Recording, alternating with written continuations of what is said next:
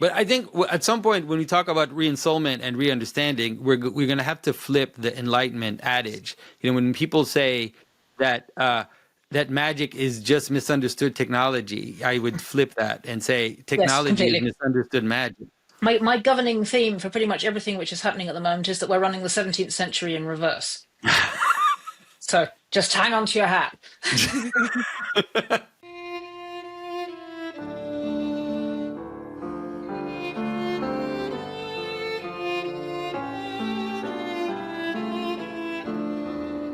This is Jonathan Pedro. Welcome to the Symbolic World.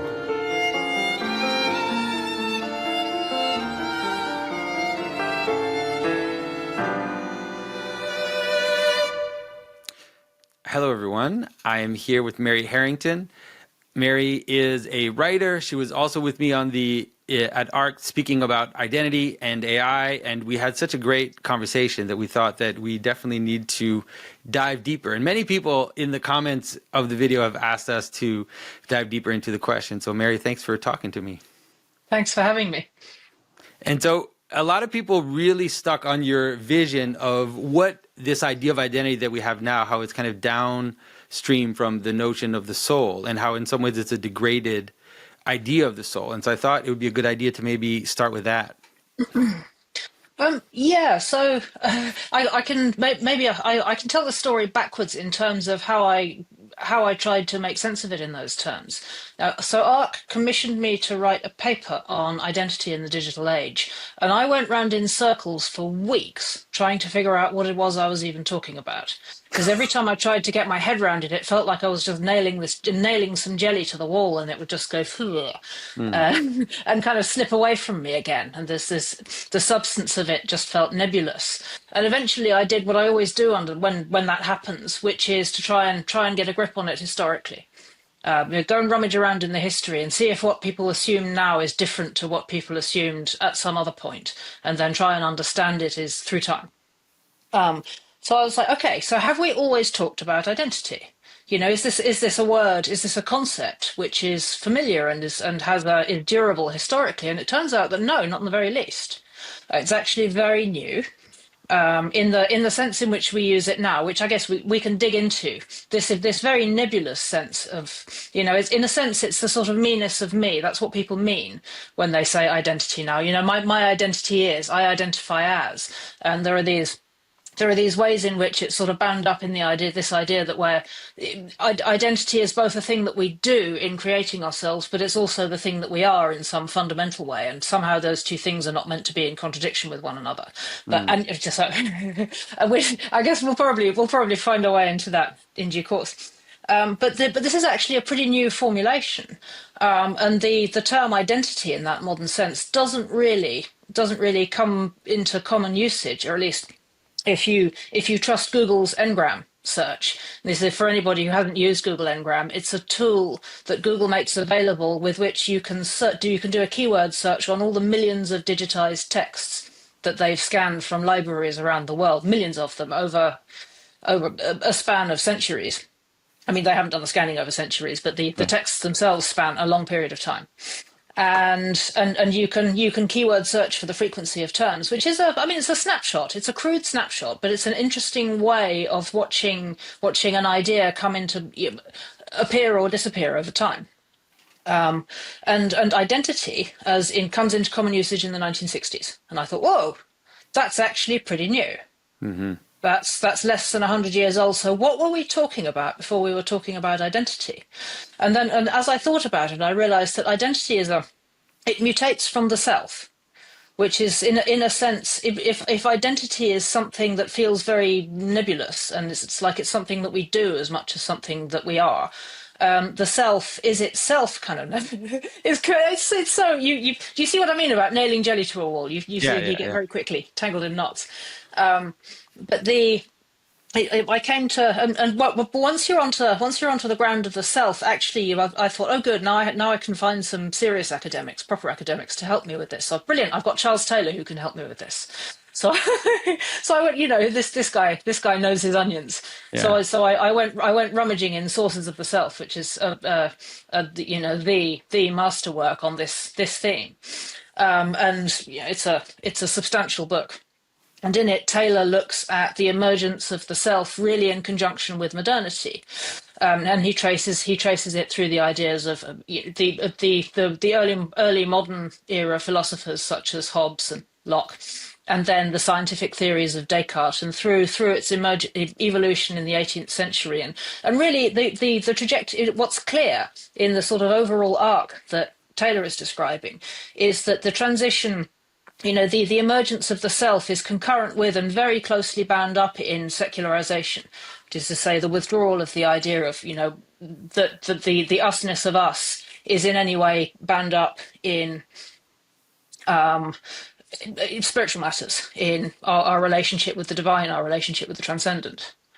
And then I thought, okay, so actually what preceded the self? Then at that point, once you've got the thread right, so you go backwards again, and you realise that actually what precedes the self is the soul. Mm-hmm. The self is the secularized soul. This is a point that Taylor makes, both implicitly and I believe explicitly. So you have this sort of three stage evolution from the soul, which is an ancient concept, to the self, and from the self to identity. And at each stage, the evolution is bound up in a shift in how we understand what people are, and also in what we understand reality to be. This is, and I realise this is why it's so disorienting, because it really is it's a paradigm shift every time, and every time you go through the looking glass, it's very difficult to remember how things felt, or even what things meant in the previous iteration.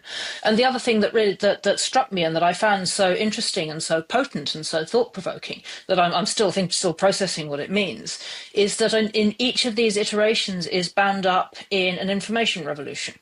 Mm-hmm. So it's bound up in our information technologies. So the emerge in the West, at least, within the Western tradition, the idea of the soul really emerges in conjunction with literacy in the axial age.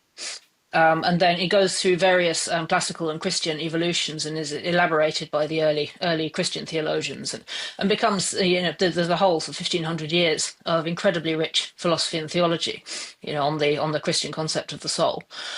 I'm not so familiar with global religious spiritual traditions, so perhaps you'll be able to help me out on that front. And then with the printing press. Is the second stage of the information revolution, which initially prompts the Reformation, and then in due course, if you like, the Reformation on the Reformation, which is the advent of secularism and the scientific mindset, which is a concurrent, roughly speaking, with the self as a formulation. And it's my contention, what I argued in the paper for ARC on identity in the digital age, is that really the digital age is the age of identity, because it's bound up in a further stage of information revolution in which we've set about technologizing ourselves.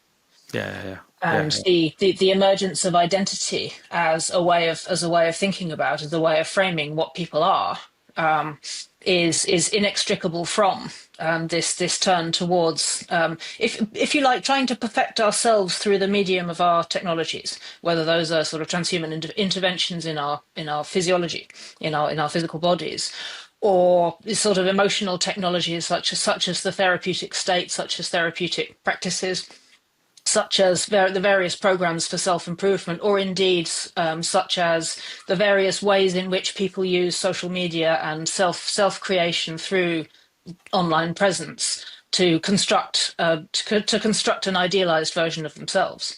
And you can really see, I mean, having been extremely online for the best part of a quarter of a century now, you can really see how the idea of identifying as something escapes containment in the academy, where it was a highly theoretical idea in the sort of postmodern, post-structuralist critical theory, and becomes something that people genuinely believe they can do, absolutely concurrently with the explosion of social media and this experience, which then becomes really normalized for people much younger than me, that yourself is in a sense it's the same thing as your online self.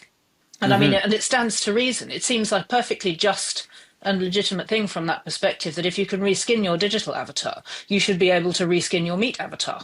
Like, Yeah. clearly that's a thing. Yeah. Yeah. And No, I so, totally so, agree. and so we have this very, very sort of rich and complex trajectory of evolution over centuries, millennia, really, from the soul to the self to identity. And just to complete that, my argument has been that, particularly in the face of the AI revolution, we're now at the point where we need to retrieve the concept of the soul, because if we don't, we won't be able to weather the AI revolution with any sense of our own humanness, and with any capacity to get a grip on what it is these technologies are for, and how we can use them well or foolishly. Yeah. Yeah.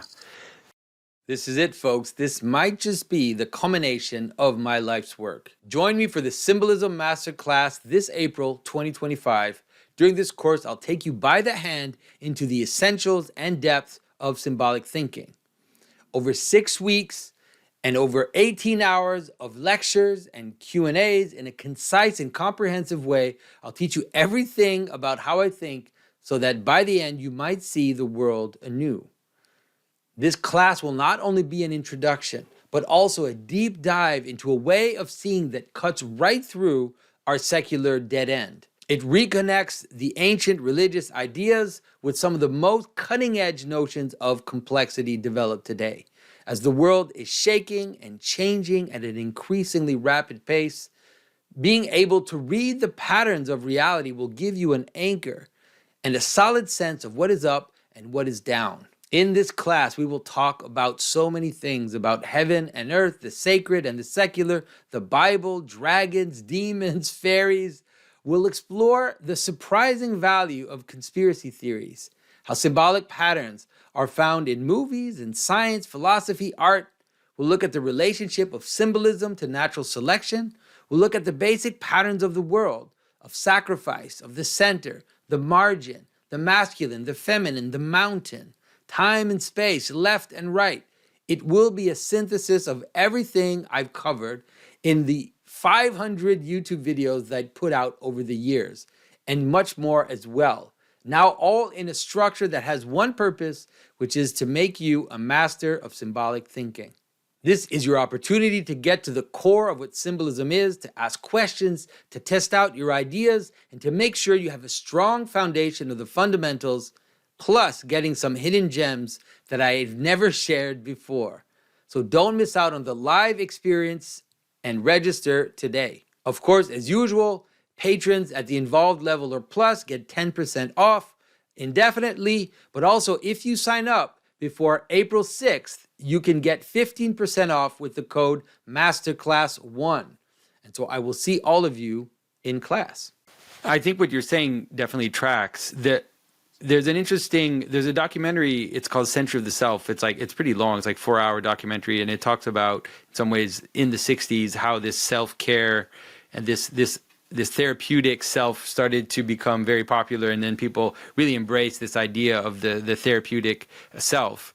And I think that it makes sense to think of that also as the kind of the beginning of identity, Yes. In that sense.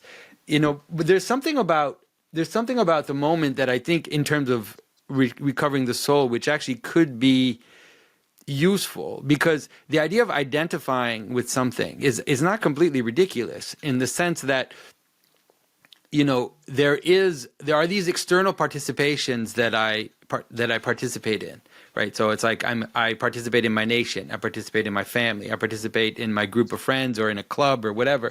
And those are things that I identify with, a kind of higher participation. But that cannot be the reducible aspect of who I am. And I think that that's one of the issues that we're struggling with, is that there's this weird Gnostic thing that's going on, which people notice that they can identify, and they're trying to, and there's a competition with, there shouldn't necessarily be competition. There's competition with where it is that we should identify. And you can see it happening, you can see it happening because the globalist types, they're pushing towards this kind of very, very, the kind of sexual and desire identification, and also victim identification. And then the other side is saying, well, now we need to go back to nation. We need to go back to either ethnic identification or tribal identification. And those are fighting with each other, right? It's like, no, you can't identify as white. You can't identify as American. You can't, those types of identification are dangerous. Here are the ones that you need to identify with. And all of these are competing in a completely chaotic way. There's no sense of hierarchy. There's no sense of how it is that we participate at different levels in these different identities. And there's also the Gnostic aspect, which you mentioned, which is in some ways, these are free floating, because in an ancient world, you would have all these things that you participate in, but they would be kind of structured coherently.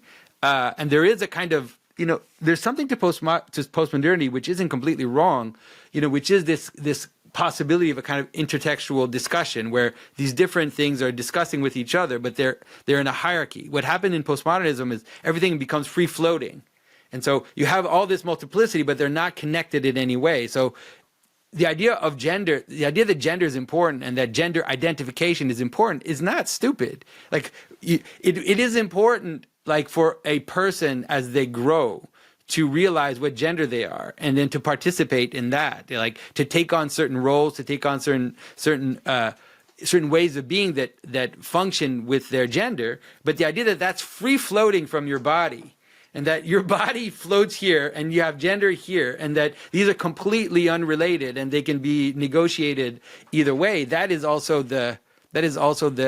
I think is what the issue is. And so it seems like there's an opportunity though now to be able to help people see again this. I mean, we talked about the vertical in our ARC discussion, and I think that's the idea of ensoulment, or the idea of a soul is a kind of vertical thing that runs through everything. Because the soul is not just like this is also an issue that happened in the modern age. People understand the soul as something that's in you. Like, it's like there's this spiritual thing that's inside you, but that's not actually how the ancients understood it. It's the Cartesian fallacy, absolutely. Yeah. Exactly, completely. The way that they understood it is that that things are in soul. That is, your being is in soul. That is, it has a vertical alignment which brings it together into unity and makes you able to kind of exist in that unity. And that's a far different way of understanding it. And so that return to hierarchy and kind of understanding that this vertical, it seems like it's possible now, but I don't know if it's possible to do it without God in this time. Like, is it possible to do that without actually returning to a Christian vision, or is there a way to talk about soul in another way at this point in the West? I mean, people who are not Christians manage to talk about the soul.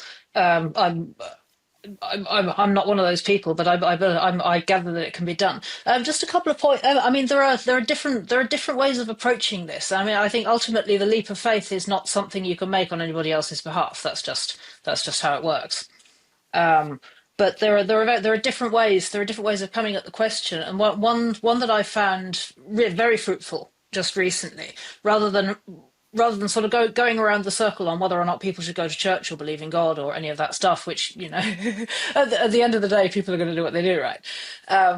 But one way of thinking about all of this that I found fruitful, and that I found people will respond to in quite an open way, even if they're ambivalent on some of the more sort of formally theological questions, is thinking about.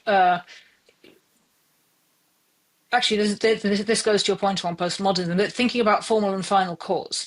Because I mean, you can take people through the way in which the arrival into modernity was inseparable from excluding formal and final cause from the reality paradigm. I mean, first it was excluded from the scientific method. The idea that something has a form which is ordered from the top down was just excluded. And okay, now we just look at how it works and we look at it empirically.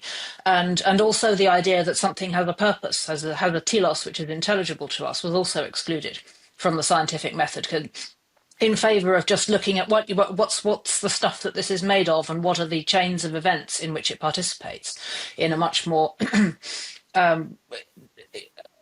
yeah, a much less richly meaningful way. And I mean, I think in more colloquial language, what we're talking about here is meaning and purpose. I think those people are perfectly, these are perfectly intelligible terms to most Yeah. people. The idea that things have meaning and purpose is just not really part of the scientific paradigm, right? Yeah. A chicken doesn't mean something; it's just a chicken. It's a biological system within the scientific paradigm. What's the purpose of a chicken? The purpose of a chicken is to chicken.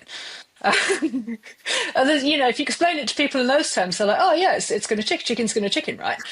Uh, that's fine. That's like perfectly sort of self-contained, Yeah. and it will do so in a set of complex relationships with various other organisms and ecosystems and so on. And people are very happy to think, are quite willing to think ecologically in that way. And then once you explain to people that there's an entire metaphysics that encompasses thinking in terms of formal and final cause, and that actually if you refactor postmodernism through that lens, it falls into place. And postmodernism isn't wrong. It's just it's just mistaken to try and do semiotics in the absence of formal and final cause. Yeah. If you're only doing efficient cause and material cause, the whole thing becomes incredibly nihilistic incredibly quickly. It should be power. It just becomes power. exactly. There's no meaning. There's only power. But the moment you reintroduce formal and final cause into the postmodern paradigm, it's like, oh, okay. So things can still be true. So some things are more true than other things. This is clear, and some forms are more real than other forms. This is also clear, because it's not just arbitrary and contingent and emergent from the bottom up. Whether you're talking about social systems or organisms or whatever, things are also formed, as it were, from the top down. And optionally, should you be that way inclined, you can also take that a couple of steps further, and you can reframe a discussion of the soul in those terms as really, in very much the classical sense, as the form of a person. Mm-hmm. This isn't crazily controversial, and it's not the homunculus piloting the meat suit. It's just, my soul is the form of me, as understood from the top down in that sense. Yeah. And it's the purpose of me as well. In the same way the chicken's going to chicken. Mary's going to marry because I'm ensouled as Mary, if you see what I mean. And I don't know, I feel pretty comfortable talking, people aren't going to look at me like I'm a sort of insane preacher on the street if I make this, you set out the steps and people are like, oh yeah, I can go with that. Yeah. Or maybe not, but... No, I think you're right. What it leads to is, in some ways, that this idea of the hierarchy of goods that was, yes. that in the Middle Ages was, you see in Dante, that you see in Middle Age thinkers, and I think that is definitely. I mean, that's the way that I've been trying to talk about it, like to help people see that is something that is inevitable, and that these purposes, they stack too, right? They stack into each other, and so you can kind of see. You can kind of see at certain levels what the purposes are, and then you can notice that they fit into these higher purposes. And especially if you bring them through the human perspective, which is, we can't avoid it. That is, as humans, we stand here and we live in the world. You can't have a way of seeing the world that is abstracted from human consciousness. That helps too in establishing causes, like establishing formal and final causes, because in some ways you realize that there's no reason to fully abstract yourself from the system. You have to see it through this perspective. What I mean is that when you say a chicken's going to chicken, there's also the idea that the chicken is also the bird that makes eggs and that I eat, especially a chicken of all animals, because it actually now at this point has co-evolved with humans, that it couldn't exist. It couldn't exist outside of the human ecosystem. Therefore, they're part of our purposes. Like, we kind of see them through part of our purposes. And the same with even, like, the way the ancients would have understood it. It's like there are certain animals that are dangerous to us, and that has to be part of their purpose. Like, understanding that as part of their purpose. It's, there are animals that can eat you, and there are bacteria that can kill you, and that's part of at least how we kind of put the hierarchy of their purposes into the world. And what's funny about that, and I don't know if you've thought about this, but in some ways there's a sense in which if you ride the kind of Darwinian argument to its end, you almost get a return of Aristotle. You get a return of purposes. Because if you say something like, say something very simple, which is the highest purpose of life is the persistence of being, like something like that. Like at every level, right? So like the beings try to persist at every level, and that's what it is. And then you end up again with a hierarchy of purposes. You can't avoid it. You end up with a hierarchy of forms. It just almost kind of gives it, and it's, and you could say, well, those forms don't exist in a material sense, but who cares? Like and also you could say you can't find the telos from the emanation of all these possibilities, but it doesn't matter, because as conscious beings we participate in that purpose. Like we actually see them. Like we can see that eyes are for seeing. The evolutionary biologists can tell us, well, there's no purpose in evolution. It's like, yeah, but also yes, there is, because I know that eyes are for seeing. And this is actually a point which I brought into my reflections on identity and the digital age, which is the second contention arising out of the digital age, which is that, as well as bringing us to this sort of point of metaphysical crisis in terms of really asking us what in fact is a person. The other fascinating phenomenon which I've noticed really very strongly in recent years, and I imagine you will have done as well, is the way in which people who are habituated to reading online and to the way information comes at you online are primed for the kind of pattern recognition which makes perceiving formal cause directly vastly easier than it is for people who are habituated to print. I'm sure you can understand what I'm talking about. I mean, I think it's not a coincidence that your line of work, your artistic line of work, has really exploded back into the public consciousness, the form of iconography. People are once again able to read iconography for what it is, in a way which just wasn't possible at peak modernity, because people didn't understand that what that kind of art was for, and what really it was communicating. And thought, if you're looking at a medieval painting, that the golden background was just because people didn't know how to do perspective, for example, not realizing that no, that's not what they're saying at all. That communicates something entirely different. You're completely misunderstanding the register here. Just returning to digital reading. I mean, I think if you read a book, the argument is linear. It builds up over a long period of time. You need to hold a lot of ideas in your mind concurrently, and sort of, as it were, dwell with the mind of a single thinker. In order to engage with a long form non-fiction book, or a long form fiction book as well. Yeah. You need to sort of dwell in the unified consciousness of a single individual over a linear argument that can span some considerable period of time. And then that long form argument will exist in your mind and it will dialogue in your mind with other long form arguments of a similar kind, and that forms a particular type of consciousness. I mean, these are not original observations. Other people have made the points much more eloquently than I could. But deep reading is absolutely foundational to the modern consciousness and all of the cultural and political forms that flow from that.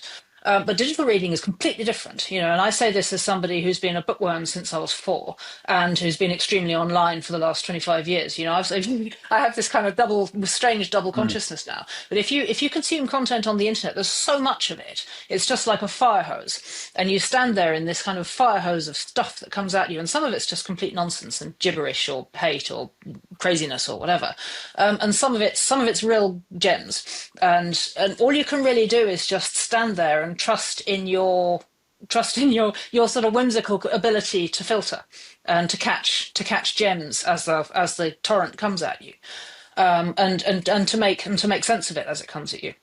And people attain in the same way as people attain prominence as authors in the print age, people attain prominence as sense makers in the digital age, just by virtue of being able or willing or foolish enough to stand in the fire hose and then catch things as they go by and assemble them into some kind of a coherent narrative for people who just don't have time or the inclination to do that. And it's an evolution, if you like, of the author role, but it's a cognate of what an author does. But even people who don't do that are primed just by being extremely online and having, I'm sort of gesturing just to convey the fire hose thing at you. Even people who don't want to be sense makers just get used to seeing ideas evolve in real time online. And I think the most vivid illustration of this is memes. Yeah. You think of Pepe the Frog as a very famous one. who evolves at great speed, and interacts with other memes, and new forms evolve. And there have been recently, there was the whole JD Vance thing, Yeah, no. which I thought was very funny. And then JD Vance cross-pollinated with various other types of meme, and the Vancening Yeah. has crossed genres in so many different ways. And you can watch something like that follow a sort of a kind of conceptual arc over a period of 2 or 3 weeks, during which a huge amount happens. And I mean, I guess some people are just like, well, what on earth was that? But for other people, really, it's not a huge step from being able to watch an idea come to life and move and develop and sometimes have tangible effects in the real world, and then being able to perceive that, to be able to perceive formal cause in, for example, the being of a particular animal species, or within ecosystems in the natural world. It's just not a very big conceptual leap, right? Yeah, And similarly, it's not a very big conceptual leap from that to understanding how iconography of the type that you create works. Because I mean, it's hopelessly reductive to describe what you do as creating spiritual memes. But in a sense, you're engaging in a kind of memeplex which is vastly older than the internet. And that requires a huge amount of skill and devotion to work with, but it's a memeplex, and I think and people just understand that instinctively in a way which wasn't the case for a long time. Yeah, I think you're right. There's definitely something happening, and I mentioned that often in terms of the internet, that it's a dual thing that's going on. On the one hand, we're going towards this weird moment when people don't know who they are and don't know what a person is, have no idea what intelligence is or agency, like they're just losing all of that. But it's also forcing certain people, at least a certain class of people, to actually realize exactly that. And so when you notice, for example, you can imagine that in few hundred years ago, a very wise person that meditated or prayed for very long times would be able to perceive these patterns that run through culture, and we'd be able to see them as being coherent and have formal causes. We'd be able to see kind of the intelligence that runs through them, even agency that runs through them. But now, because everything's accelerated so much, like you said, something that an ancient person might have seen over a century by just meditating over certain patterns that they see happening over a century, that would have been captured in things like astrology and different types of other ways of capturing that. Now it's like a few weeks. Now a few weeks you see an agency run through, and it's like you can just see it. It flames and then it vanishes. And so the idea that these have no, for example, the idea that these are just trying to reduce them and to try to understand them in a reductionist way is not useful. Because you're not understanding anything. You're forced to think of these as having a type of reality that brings us back exactly to what you were saying, which is something like formal cause. I think that's absolutely right. I think that's absolutely right. In a sense, it doesn't matter whether what we're looking at is an emergent property of multiple consciousnesses all thinking about similar things, or whether in fact it has an independent agency in its own right. In a sense, it doesn't matter, because it looks more or less the same either way. Yeah, but it's better to treat it as agency, because that's the way you can understand it. Because trying to treat it as emergent properties of multiple intelligences doesn't help you deal with it. No. It's better to deal with it as a singular thing that's running through. Yeah. Right. Yeah, absolutely. And that's again, why the purpose thing that you said is perfect. Like, if you can say there is purpose in understanding this as a unitary intelligence that's running through bodies, and that's kind of cohering them towards purposes, and there's a purpose in doing that too. You can help people understand that the soul is not some magical thing that drops down and that you could, it's not ectoplasm or whatever nonsense that happened in the time of the Spiritists. It is exactly what we're talking about. Of a thing. It's seeing the purpose, it's seeing it come together. And that's even how the church fathers, many of them talked about it. It's not like this is something that we're coming up with now. It's just that we lost the capacity to understand that for a while. Yeah, I think that's exactly right. And apart from anything else, it's very much more succinct to be able to describe something as an entity than it is to describe it. Otherwise, you can do 3 paragraphs of throat clearing if you want to, or you can just say demons. It sort of doesn't matter. Hello, everyone. I'm here to invite you to the Orthodox Arts Festival. Richard and I are going to come down to Dallas. It is on the first weekend of May. It is going to be an absolute blast. I will be giving a keynote. I'll be also participating in a Q&A. Richard will be speaking. I've heard that Justin Marlar of Death to the World fame will be there talking about Death to the World things. And who else, Richard? He'll be talking with Bishop Garazim. Oof. That's amazing. Yeah. Yeah. So like that'll be super cool. It's a festival. There's going to be a lot of, I'm going to be there speaking about writing fiction as an Orthodox Christian. We're going to have a concert from the St. Cassini Chorale, which is sort of our local DFW area, North Texas Pan-Orthodox choir. There's going to be food, there's going to be dance. It's going to be just a really incredible 3 days. So it's the first weekend in May, so the 2nd through the 4th. And you should come. Where is it? Yeah, that's a good question to ask. It's at Saints Constantine and Helen Orthodox Church, Antiochian Orthodox Church in Carrollton, Texas, so North Dallas area. And so, yeah. So all the artists, if you are interested in Orthodoxy and culture, interested in either liturgical art or how Orthodox thinking, how the Orthodox symbolism can also be applied to other aspects of culture, this is the place to come. We're hoping for a lot of wonderful, intelligent people to be there. So it won't just be us giving conferences, but we'll be around, we'll be involved in the conversation. We'll be hanging out with everybody, and we hope that a lot of fruitful things will come out of this. And there will be also children's activities on some of the days. So you can look at the website for that. It's orthodoxartsfestivaldfw.com. All right, orthodoxartsfestivaldfw.com. Everyone, we cannot wait to see you there. See you there. In terms of the AI now, because this is the thing that's kind of pushing down on us.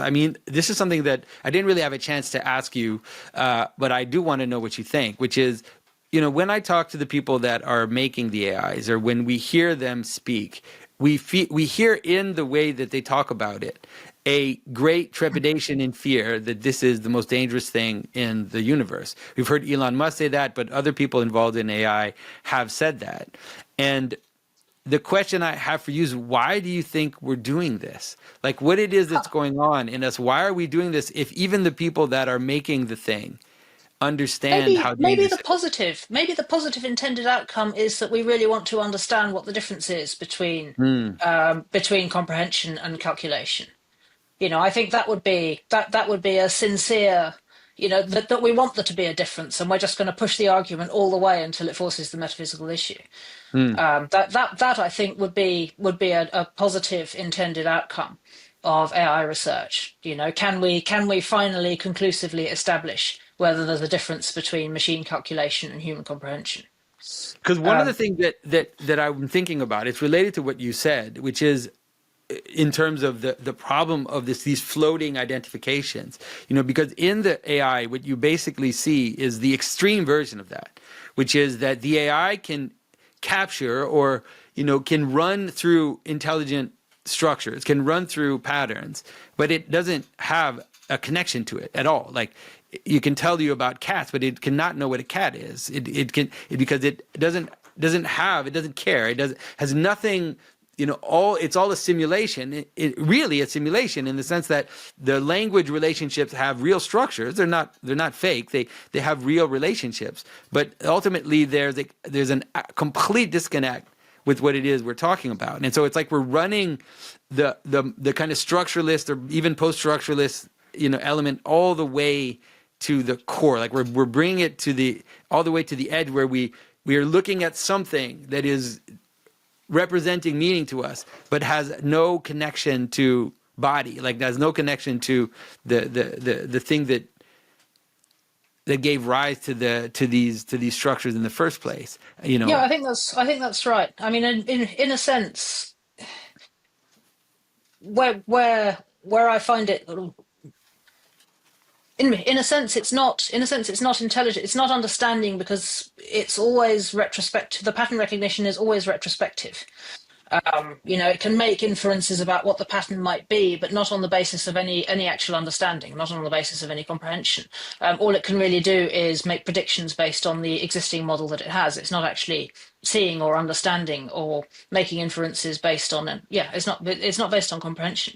I think a few things sprang to mind while you were talking about the sort of terror of AI. And the sort of various different ways that people talk about or express that fear. And just a couple of reflections on that. One of them is one of the conversations that sort of sloshes around these quarters is whether or not is machine superintelligence. Now I should just say I just don't believe that's ever going to be a thing. I don't believe AGI is possible because I think it's just a category error. Yeah, I think that's right. But another of the possibilities that sloshes around in these discourses is that machine superintelligence maybe not, but demonic superintelligence manifesting via machines maybe. Now I don't know about that. I don't really have a firm view either way, but I know that that's one of the discourses that and it's certainly true and actually some tracks in terms of the the sort of aspects of digital reenchantment we've been discussing. That as Roger has pointed out, not in his recent book, there is a very strong occult streak in the Silicon Valley, in the cutting edge of Silicon Valley. There are people who are, as they understand it, in contact with extraterrestrial intelligences in order to download, as they say, new scientific information. I mean, who knows what's going on there? Whether they're just accessing subconscious intuitions or whether they are actually communicating with some kind of otherworldly intelligence. I have no idea. But really, just to make the point that the boundary between the kind of reenchantment that we're discussing and the hyper-rationalist aspects of that technological world really are very porous, and I think with good reason, because what we're talking about here is a convergence of technology and theology in a much more open way. The final point, just to kind of stick a pin in that a little bit, so that for the esotericism of the AI conversation, but also I wonder often when I hear these, it's fun and interesting and sort of exciting and a bit to go down these kind of the sort of Gnostic horror story rabbit holes, and there are a great many of them, but I often wonder whether that's a little bit of a distraction from where actually the real threat of artificial intelligence lies, which is in very much more concrete, substantial applications.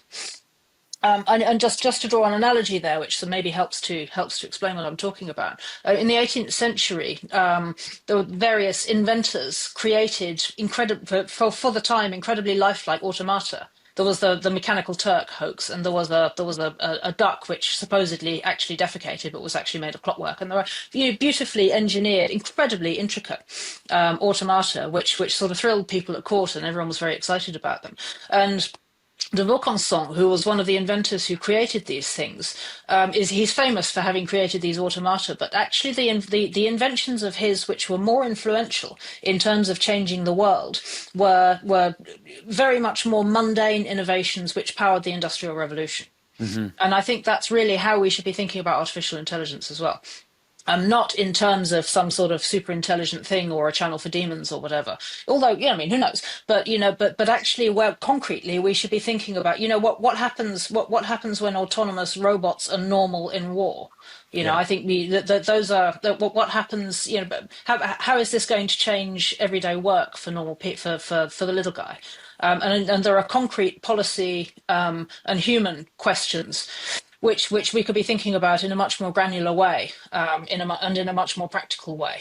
And in a sense, I think the sort of the AI, the AI God apocalypse is a way of avoiding having to think too concretely about that.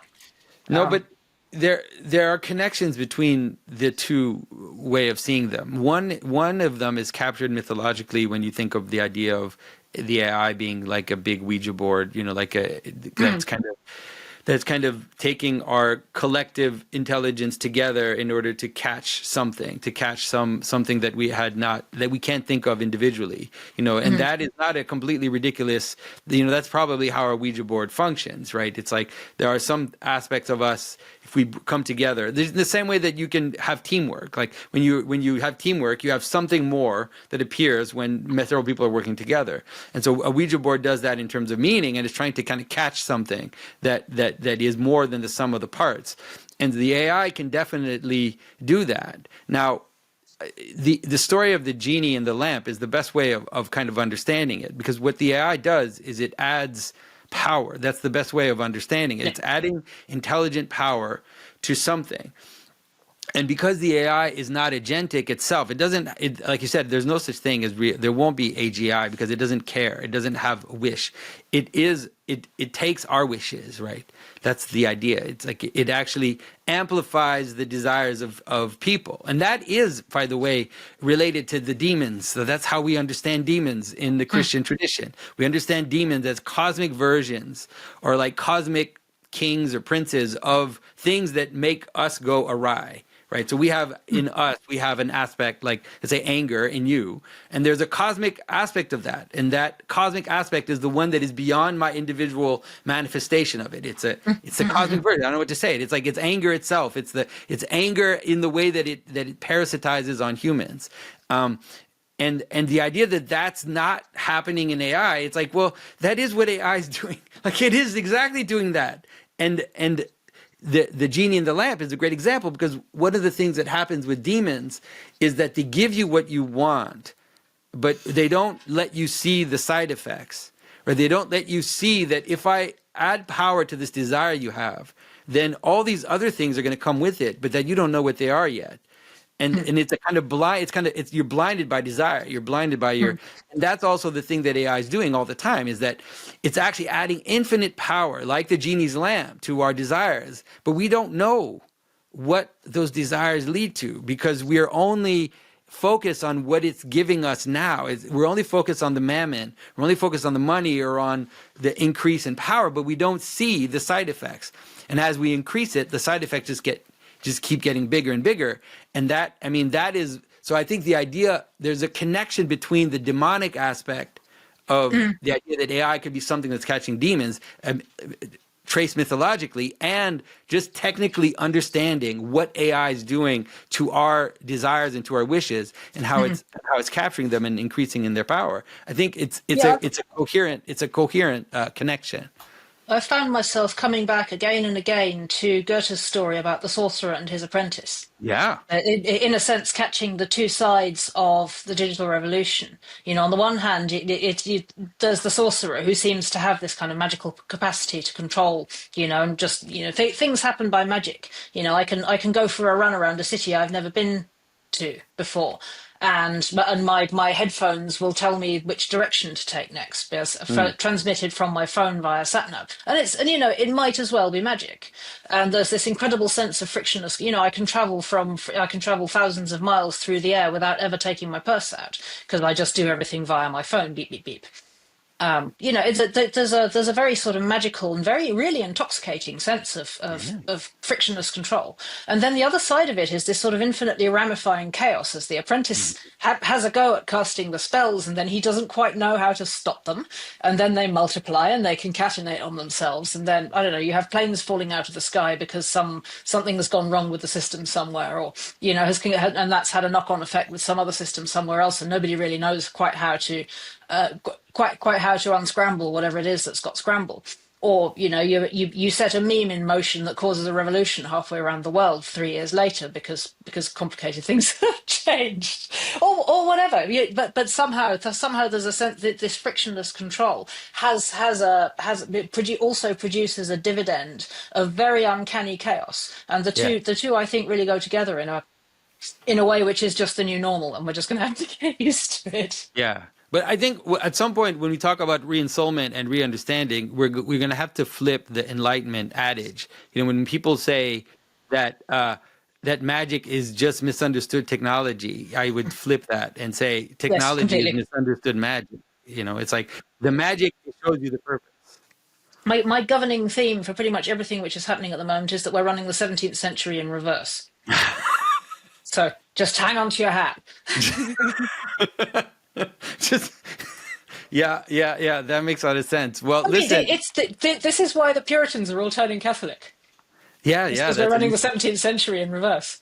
that is an interesting. Yeah, the J.D. Vance is a kind Yeah. of a little image of that, of going back to traditional Christianity for sure. The republics are turning into monarchies, the Puritans are turning into Catholics, and all of the nation states are dissolving back into empires. It's going to be a bumpy ride. Yeah, we I might as gotta well. go, I'm afraid. All right, Mary, this was wonderful. Thank you so much for your time. I really appreciate No, it. thank you. This has been such a pleasure. All right, Have a we'll good talk day. again. Bye bye. Bye bye.